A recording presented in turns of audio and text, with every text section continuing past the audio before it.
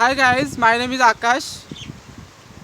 पहले एक छोटा सा डिस्क्लेमर दे दूँ कि किसी को अगर बुरा लगे या किसी के सेंटिमेंट्स हर्ट हो तो सॉरी, बट ये वीडियो में अपना पर्सनल ओपिनियन बताने वाला हूँ। मैं अलग सोचता हूँ और ये मेरा पर्सनल ओपिनियन है। अगर आप एग्री हो या डिसएग्री हो, आप मुझे कमेंट में बताओ या लाइक या डिसलाइक करो। Okay, that is my point. And अभी मैं अपने मेन वीडियो के डिस्कशन पे आता हूँ। पहली बात, I believe in marks, I believe in statistics. Numbers never लाई, आंकड़े कभी झूठ नहीं बोलते। That's why I believe in marks. आजकल सब लोग बहुत बोलते कि मार्क्स बिल्कुल इम्पोर्टेंट नहीं है, नॉलेज ही इम्पोर्टेंट है। मार्क्स मार्क्स गए खड्डे में, खाली नॉलेज इम्पोर्टेंट है। मुझे एक बात बताओ, ये क्या कोई रॉकेट साइंस है या कुछ है इम्पॉसिबल या बहुत कठिन चीज़ है कि आप मार्क्स आप नहीं स्कोर कर पा रहे हो? आपको मतलब या तो आप एक्सक्यूज़ दे रहे हो कि आपको मतलब मार्क्स स्कोर करना आपको आता नहीं है, आपको उसमें पढ़ना ही नहीं, तो आपसे चिपका रहे हो यार मार्क्स इंपॉर्टेंट नहीं, नॉलेज इंपॉर्टेंट है, मार्क्स पे मत ध्यान दे। इतना इम्पॉसिबल क्यों है यार? अभी आप बोलोगे सर आप क्या बोल रहे हो, बाकी सब बोल रहे हो कि बोलते हैं कि मार्क्स इंपॉर्टेंट नहीं रहते, नॉलेज इंपॉर्टेंट रहता है, और आप कुछ अलग ही बोल रहे हो।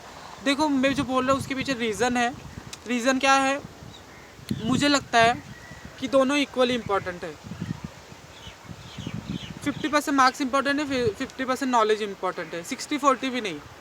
ऐसा भी नहीं कि मतलब मार्क्स बिल्कुल इंपॉर्टेंट नहीं है, नॉलेज ही बहुत इंपॉर्टेंट है, ऐसा कुछ नहीं है। दोनों इंपॉर्टेंट है। क्यों? अभी एक पर्सन है जिसने अच्छे मार्क्स स्कोर किए, ठीक है, या तो आपकी क्वालिटी, पढ़ने की क्वालिटी में कुछ डिफेक्ट है।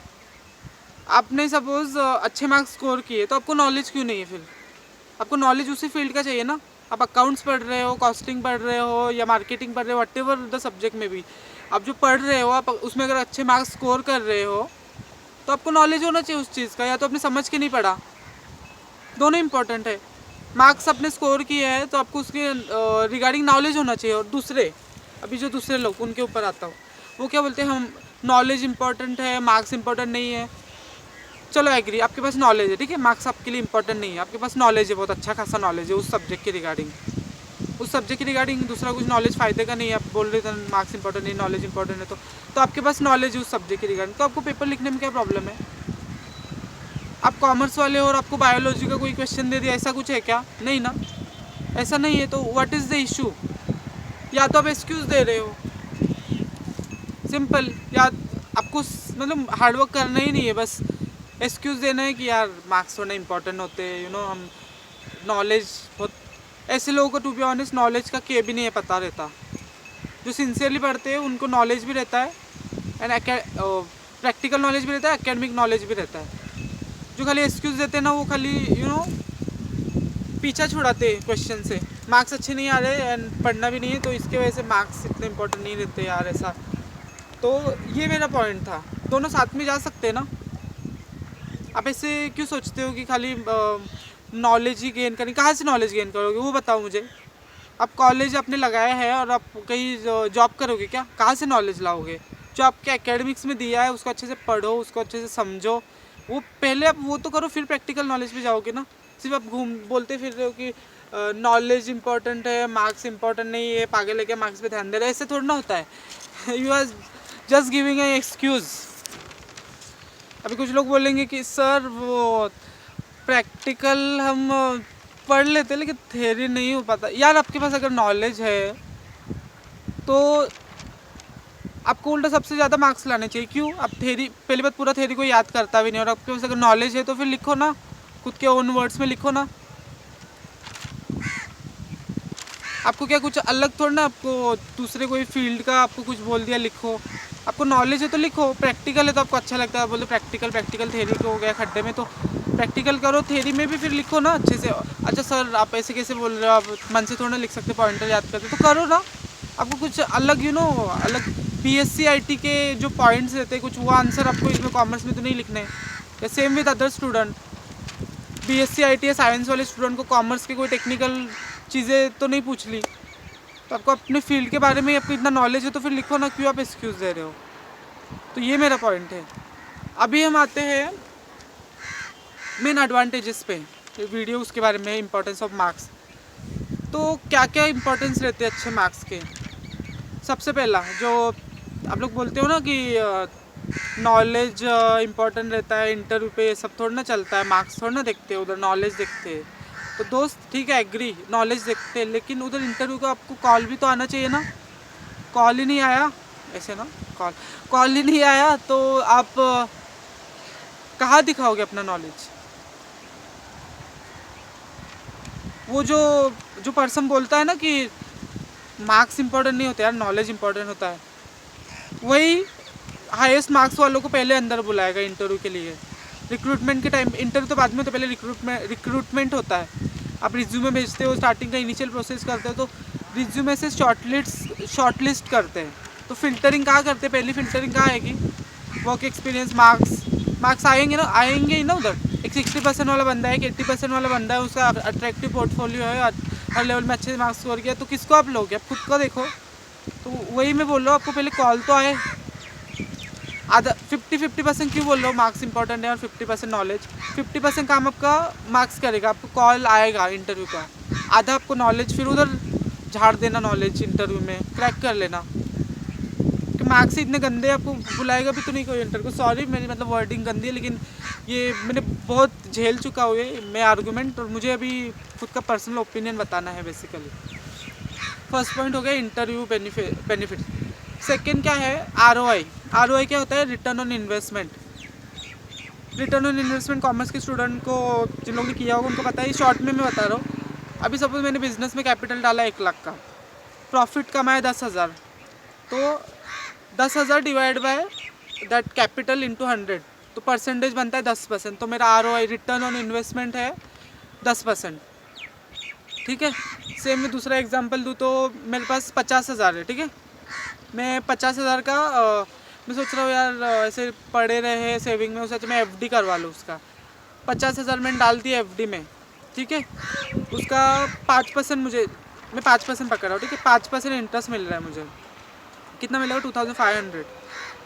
2,500 डिवाइड बाय दैट 50,000 इंटू 100, कितना ROI बना, 5%। तो ROI है। तो हम हमेशा चाहेंगे कि अपना ROI ज़्यादा हो। ROI ज़्यादा कब होगा, जब हमारा प्रॉफिट या इंटरेस्ट जो हम अर्न कर रहे हैं, प्रॉफिट जो अर्न कर रहे हैं कि उस कैपिटल के अगेंस्ट वो ज़्यादा हो। तो आप इधर क्यों नहीं वो अप्लाई करते एकेडमिक्स में। कैसे, अभी आप फीस पे कर रहे हो 10,000, कोई भी कोर्स के लिए 10,000, 16,000, 20,000, वट एवर द केस में भी आप कर रहे हो, और उसके बदले में अगर आपके अच्छे, आपको खाली 40% मार्क्स आपने स्कोर किए, 40-50%, तो आप बताओ क्या ROI होगा आपका, रिटर्न ऑन इन्वेस्टमेंट। मेरे लिए मार्क्स भी एक रिटर्न ऑन इन्वेस्टमेंट है, एक नॉलेज और एक मार्क्स। नॉलेज आपने कितना गेन किया, और मार्क्स अगर 40-50% में पास हो रहे हो तो क्या ROI है आपका। ROI भी तो इम्पोर्टेंट है ना। तो मेरे लिए मार्क्स एंड नॉलेज इम्पोर्टेंट, दोनों ROI है, रिटर्न ऑन इन्वेस्टमेंट, तो वो भी इम्पोर्टेंट है।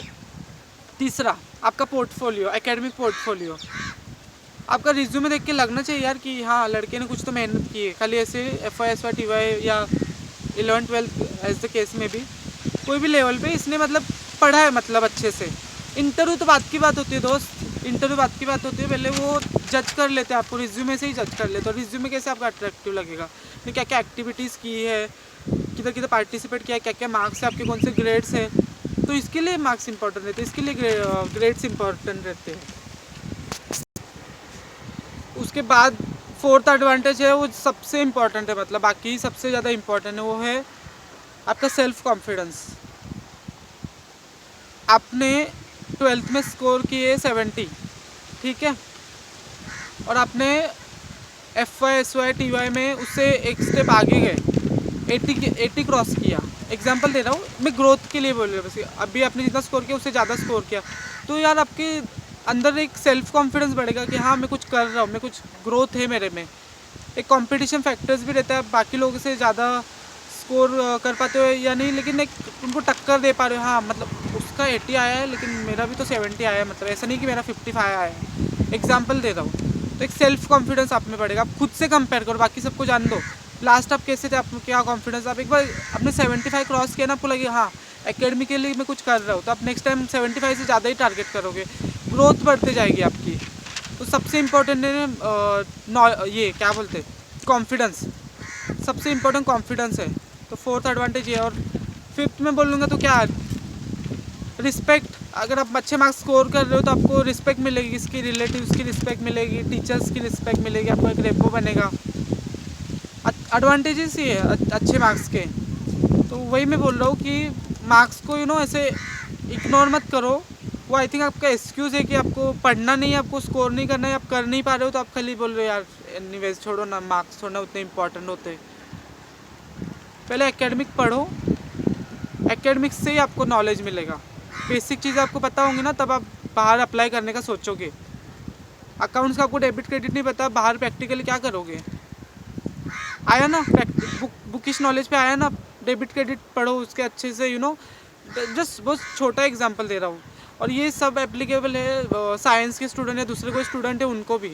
सिंपल पहले थेरोटिकली पढ़ो अच्छे से, ऐसे रिस्पेक्ट करो, कोई भी चीज़ की रिस्पेक्ट करो, फिर प्रैक्टिकल जाओ अप्लाई करने। तो इसके लिए बोलो मार्क्स आर इम्पॉर्टेंट। तो ये मेरे 5 एडवांटेजेस थे उसके। फर्स्ट क्या था, इंटरव्यू बेनिफिट्स। सेकंड था आपका ROI। थर्ड था आपका एकेडमिक पोर्टफोलियो अच्छा बनेगा। फोर्थ कॉन्फिडेंस, एंड फिफ्थ ये रिस्पेक्ट फ्रॉम रिलेटिव्स और टीचर एज द केस में भी। ठीक है, तो ये मेरा एक पर्सनल ओपिनियन था। अगर आप एग्री हो तो बताओ, और डिसएग्री हो तो वो भी बताओ, और क्यों हो वो भी बताओ। ठीक है, थैंक यू, बाय।